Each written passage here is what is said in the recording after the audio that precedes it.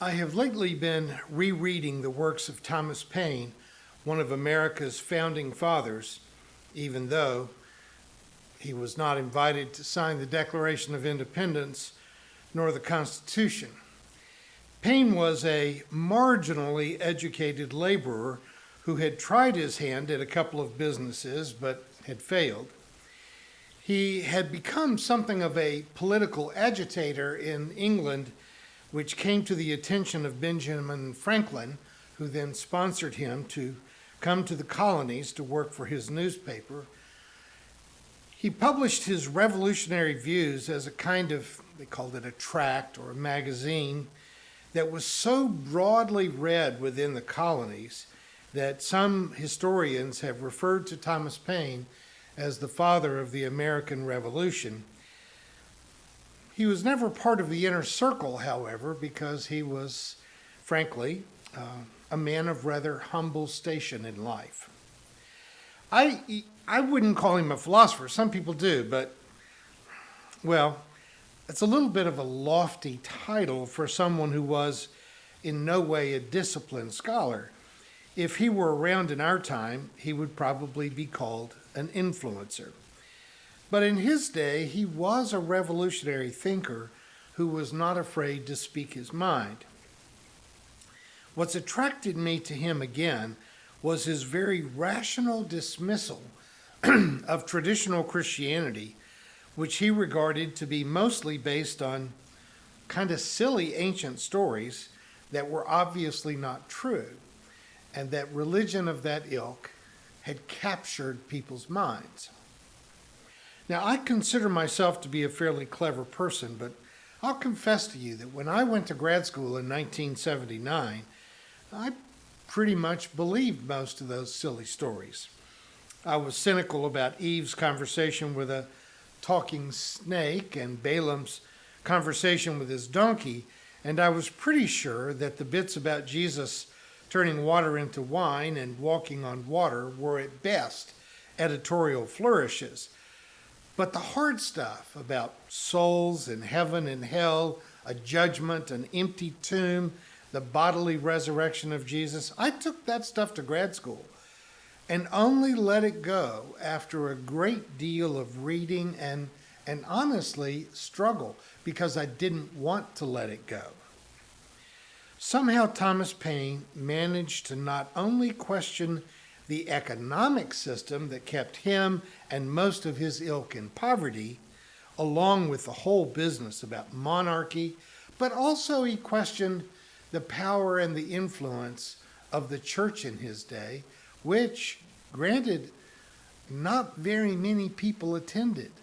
At the time of the revolution in the colonies, church attendance was between 2 and 3% of the population. Now, there would be a couple of revivals that followed that brought church attendance up into the 50 or 60%, but at the time Thomas Paine was writing, it was sort of the shadow that the memory of Christianity cast over the colonies that was causing him problems. His agitation against the monarchy and the church nearly got him arrested in England. He fled to France because he didn't speak French, and perhaps there he wouldn't be as likely to get into trouble. But he spoke English very well and very often and got enough attention from the church that he was arrested and put in jail for his criticisms of Christianity. Thankfully, his political connections in the colonies were good enough to secure his release. While he was in France, both before and during his incarceration, he was working on his essay, The Age of Reason, which, even though it's full of mistakes about a number of things, it is a nearly miraculous piece of thinking produced by someone who didn't have the advantages of some of the aristocracy that he was bold enough to criticize. By the time Paine died, only 6 people attended his funeral because he had become so unpopular for his criticisms both of religion and of some of the icons of the Revolutionary War, including George Washington. I say that he made a number of glaring mistakes in his work because While he was writing in France, he was doing so almost entirely from memory. Obviously, he didn't have access to the internet, but in France, he didn't even have access to a Bible or any English science books. So I believe he can be forgiven for some of the more sloppy bits of his writing. What draws my attention back to him now is a certain frustration I have with my own age, in which people seem to be so willing to believe so many things that are clearly not true. The MAGA world is especially frustrating. A huge portion of our country has been willing to elect a felon and a known pedophile to be the President of the United States because they thought eggs were too expensive, but they passively accepted that the man who promised he would end inflation and lower the cost of living immediately started a trade war with tariffs, which, if you just look at it for a minute, it's obvious that tariffs are nothing but a sales tax that is levied against consumers. And these tariffs has resulted in the single largest peacetime tax increase on the middle class in American history. For purely partisan reasons, MAGA folks ignore Trump's inarguable incompetence, his rape of the environment, his alienation of our allies, and his undying love for cruel dictators, when simple and basic logic should make even conservatives immediately repudiate him with as much energy as we liberals do. It is all mysterious to me. MAGA doesn't bat an eye when the guy who promised that he would deport violent criminals, rapists, and drug dealers actually goes after the guys picking our produce and loading construction trucks at the Home Depot, and including your favorite waitress at the local diner. They believed that he cared about poor Americans and would help them, but instead moved heaven and earth to remove millions of people from Medicaid in order to give billionaires a tax cut that they obviously didn't need, but also in most cases they didn't even ask for. And yet they cheer this move on mindlessly. But now they are getting upset about the fact that his administration is not releasing the plane manifests and other details of Jeffrey Epstein's pedophile island. Did they think that Trump would release negative information about himself? He wouldn't even release his income tax returns. And yet MAGA podcasters are upset that he won't release evidence that he was involved in pedophilia. Trump would fake his own suicide before he would do something like that. But my interest in Thomas Paine actually goes far beyond MAGA hypocrisy. I'm more interested in how traditional religions, rife with superstition and magical thinking, have managed to make a resurgence in mainstream America. Paine makes the simple observation that the only evidence for heaven and hell, for souls, and a supernatural theistic God are things written down in the holy books of Christians, Jews, and Muslims, all of which are purported to be believable only because the people that wrote them allegedly had a special relationship with God, and that they were somehow more inspired than other people. There's no evidence, just that we are asked to rely upon the level of inspiration of people who wrote these ancient books. No proof that any of these authors were anything but either delusional or frauds. Paine sums it up by saying, "For my own part, I disbelieve all of them."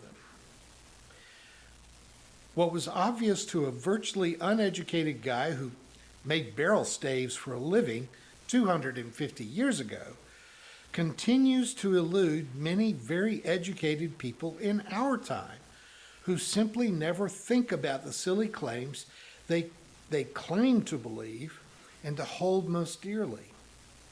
How can that be? Paine continues, all churches, whether Jewish, Christian, or Turkish, which is what many people of his time called Muslims, appear to me to be no more than human inventions, set up to terrify and enslave humankind and monopolize power and profit. And the best part, especially for those of us who are Unitarians, Paine says, I believe that religious duties consist in doing justice, loving mercy, and endeavoring to make our fellow creatures happy. Just that. That's not as eloquent as Voltaire. It's not as disarming as Bertrand Russell, but plain enough to make a thinking person, especially someone from like a Mormon family, to make them think that maybe wearing magic underwear is not a good idea, or to make Muslims accept that stories like Muhammad riding on a winged horse up into heaven didn't happen, and that winged horses don't exist. And it should bring Christians to their knees for the way they have rejected their gay sons and daughters and embrace them lovingly, and maybe to listen to their advice about fashion, home decoration, and hairstyles. My favorite existential philosopher, Soren Kierkegaard, mused that there are two ways to be fooled. One is to believe what isn't true, but the other is to refuse to believe what is true. Trump wants to believe that if he puts 100% tariff on goods from China, that somehow China is going to pay that tariff. But isn't it obvious to anyone that no nation can levy a tax against another nation? The tariff is just paid by the consumer, so that if someone goes out to buy a $50 pair of sneakers, and now because of the tariffs it's $100, now China might not sell as many sneakers at that price, but the ones they do sell, that extra $50 is paid by the American consumer who buys the sneakers. That's why Trump is bragging about how much money he's making. It's taxing American consumers to make money from the taxes. That's how tariffs work. And that's how tariffs work whether you want to believe that or not. Facts are stubborn things. They don't change because you don't like the facts or you want to believe what some gaslighting politician tells you about alternative facts. An alternative fact, men and women, is the same thing as clean coal. It's a lie. It's just a lie. Lies told to people who are gullible enough to believe it. In a recent interview, Ted Cruz was talking about the prospect of an imminent bombing raid on Iran before those bombs were dropped. He said that he was in favor of it because when he was a child in Sunday school, he was taught that those who bless Israel will be blessed by God, and that he wants to be on the side that gets blessed by God.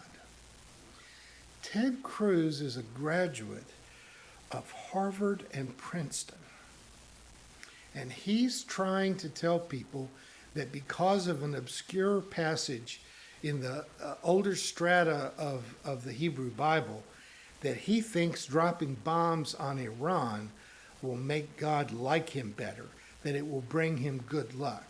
Now, obviously, Ted Cruz doesn't believe that, and the conservative who was interviewing confronted him about the fact that it was obvious hypocrisy, and yet Cruz believes that his Texas voters are dumb enough to believe him, that he's such an ardent Christian that he would actually believe something like that.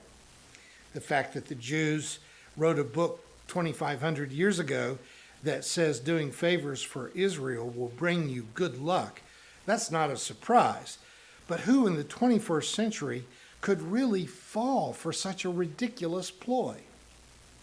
It's too easy, though, to wave off either MAGA voters or Catholics and evangelicals as being simply gullible and stupid.